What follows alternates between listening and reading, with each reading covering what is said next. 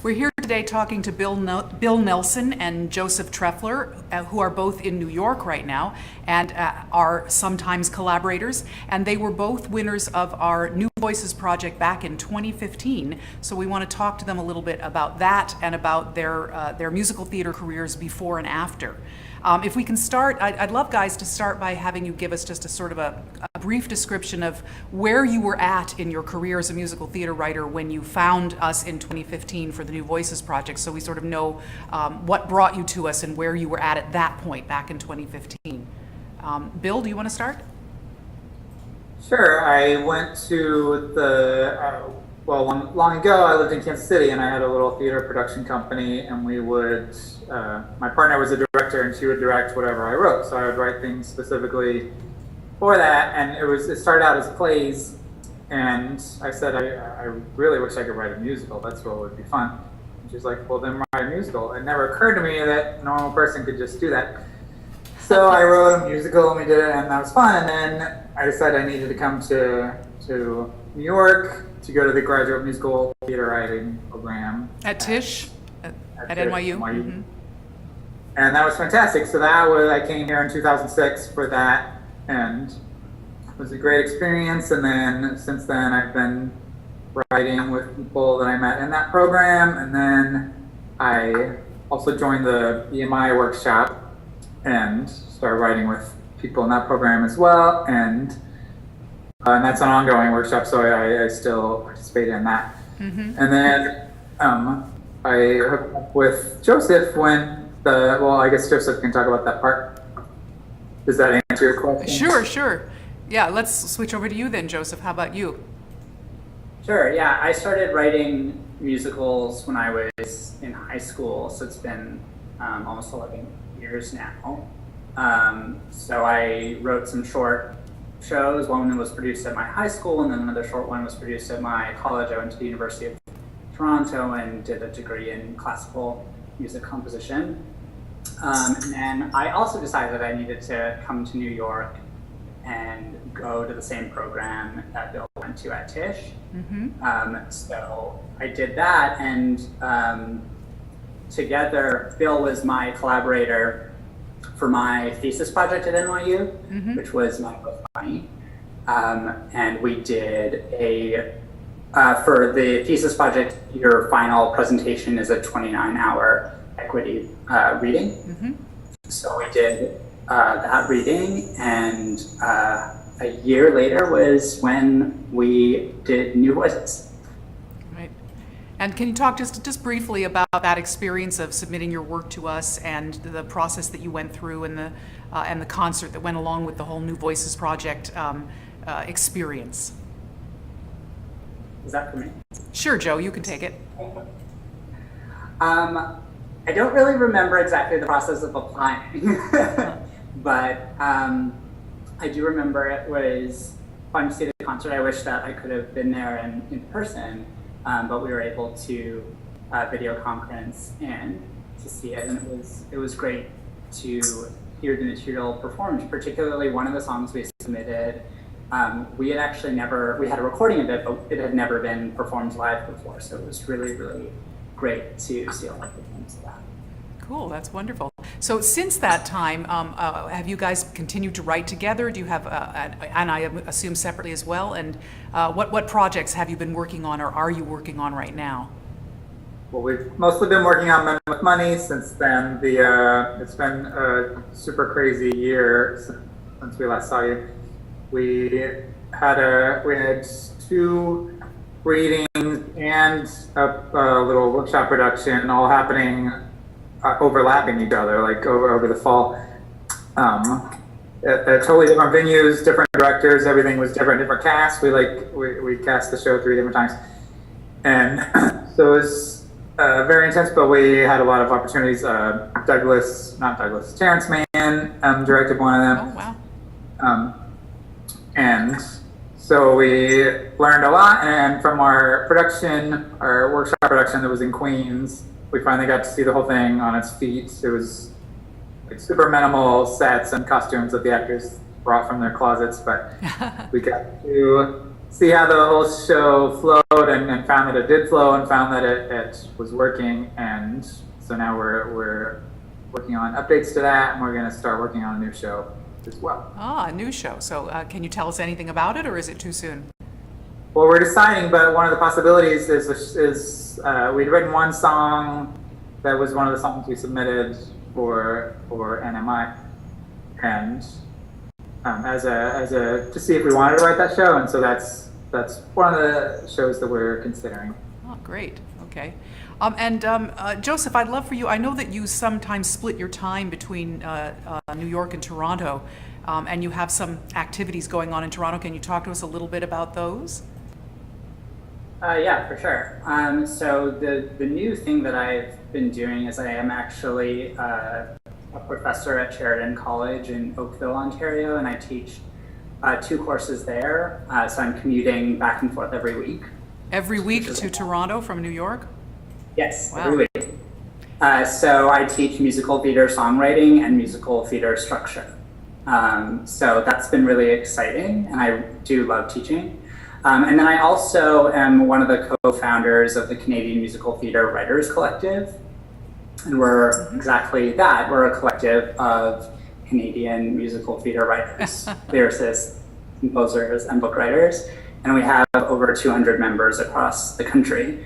So in the past, we've done concerts of our members' work, which is part of our Blame Canada concert series. We've run a writer's workshop, which is sort of like the BMI or NYU program, which is, it meets every other week through the fall and spring. And it's a musical theater songwriting course, which is taught by Leslie Arden, who's a well-known Canadian composer lyricist. Yes, Leslie and I go way back. I was running Script Lab in Toronto, and we did one of the very first readings of The House of Martin Guerre before it was even done by Theatre Plus. And so I've been watching Leslie's career for many years. She's a great teacher as well. She's a really, really great teacher, and we're really lucky to have her on board for the writers' workshop. Yeah. So this past year was the first time we went through that. So, and we're planning to run it again starting this coming fall. And then also through CMTWC, we produced the first ever ASCAP workshop in Canada, which was just this past May. So Stephen Schwartz, Bob Martin, and Joe DiPietro all came to Toronto, and 2 new Canadian musicals were presented, and they gave feedback. And then we did a concert of Stephen's work at one of the Mirvish theaters. So that was really exciting. Fantastic. There's a lot of stuff going on in New York, obviously. It's certainly a major place. And are you both still involved with the BMI workshop in New York? Yeah, I'm a member, and Joseph and I present together. I bring him in as an outside partner. Right. Okay. Yeah, we're presenting on Monday. Oh, fantastic. Great. Guys, I want to ask you a question that we've been asking all of the folks that we've been interviewing for this process. It's a fantasy question, so you can put on your imagination and imagine that you wake up tomorrow morning and you suddenly find you are gifted with $100 million earmarked towards developing new musicals. How would you personally want to spend that money? Bill, how about you? That's a great question. That's a great question. I would want to create more opportunities for people to be able to not just have readings, but just see things on their feet, like the little workshop we did where actors brought costumes from their closets, just because it's so helpful to actually see the whole thing move and beginning to end and be alive. I would definitely want that. I would want, I'm not sure how far $100 million is stretched, but I would want to create a space that I mean, the hardest thing in New York City is space. That's what's most expensive. Unfortunately, like, you can get actors to do stuff for free a lot, but you can't get space. And so I would want to pay people and have a space for them to be able to work. That would be fantastic, wouldn't it? How about you, Joe? Are we talking specifically about New York? No, absolutely. You could spend it. And in fact, I was talking to Michael Rubinoff from Sheridan about this question, and I told him since he was in Canada, he could have $130 million because of the exchange rate. Well, I guess I sort of think about this question a lot in terms of Canada. I think in New York, we're pretty lucky in that there's a lot going on and there are a lot of opportunities. That being said, in the US, I would get rid of all application fees for all submissions for everything. So that's one thing I would definitely do. And then in Canada, I mean, for us, it's mostly an infrastructure problem, which I do think is largely available in the US and it's not available there. Just to have, more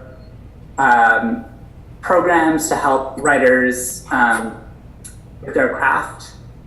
A book writing course in Canada would be hugely beneficial, so I would definitely start one of those to go along with the songwriting course that we started last year, and then get those book writers collaborating with the songwriters from the other program. Then I would ensure that there were plenty of opportunities for writers to have readings of their shows that they're working on so that they can get feedback and continue to develop them, particularly of the entire show, so that they can get perspective on the whole thing as opposed to one song moment or one scene at a time. Right.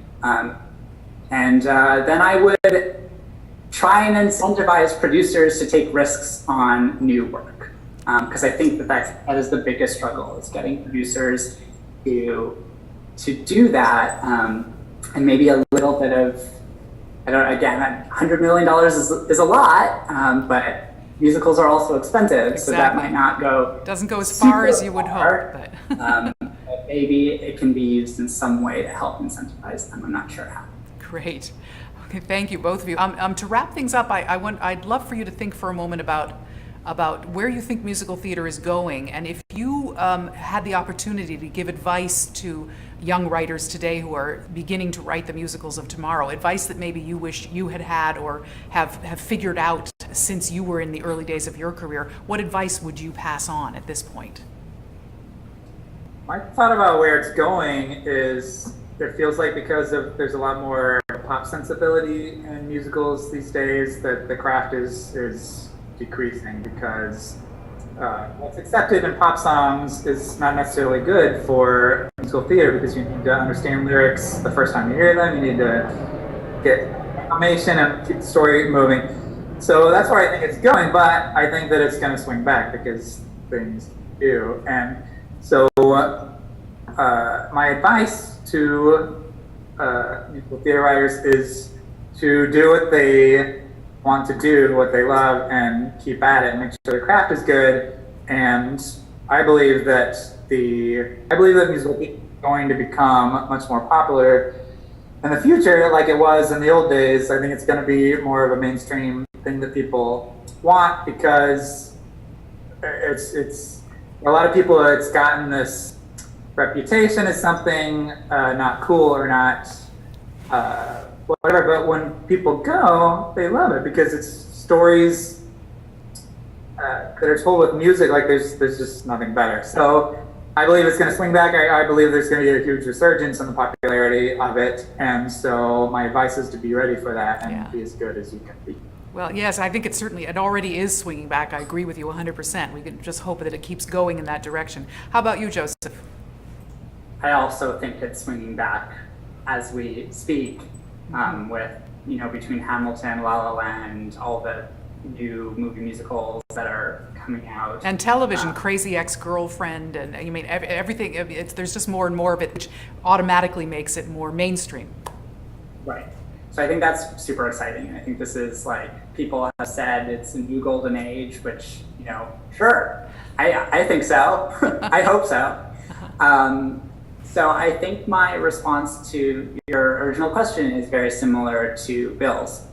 I was actually asked this same question in another interview, and I had a very similar response to what Bill just gave. I think it is so important for new writers to study their craft, really get it, any opportunity they can find to study the craft, be it in a program like the NYU Musical Theater Writing Program, BMI, or what we've started with CNTWC in Canada, I think is crucial. And if you can't do that, I think you can still study on your own. Find those musical theater songs, or it doesn't necessarily have to be musical theater depending on what exactly you're looking at, but take those things that really speak to you, look at them closely, break them down into what makes them tick. If it's music, what is the harmonic progression, what are the intricacies of the melody. Really look at those closely. If it's lyrics, really look at the rhyme scheme, look at the structure, and figure out what makes those songs tick. That's and great. just keep doing that with as many songs as you can. I mean, I still do that. So I think that's part of how you'll also find your own voice and your own style, by really digging into those things that you love. Well, I love that message from both of you, the idea that as musicals become more mainstream, we have to continue to look to the craft, because it is about communicating. And if you want to communicate, the craft is your tool to make sure that you're getting across to your audience. And as that audience gets bigger, we don't want to dumb down the craft. We want to keep it at a high level. So those are great words of wisdom. Thank you guys so much for chatting with us today. We really appreciate being able to spend this time with you, and we look forward to seeing what will happen with Men with Money. We'll be watching to see what comes of that next, and any other projects that you do. So thanks so much for joining us, Bill and Joe. We really appreciate it. And Thank you. bye-bye. Yes.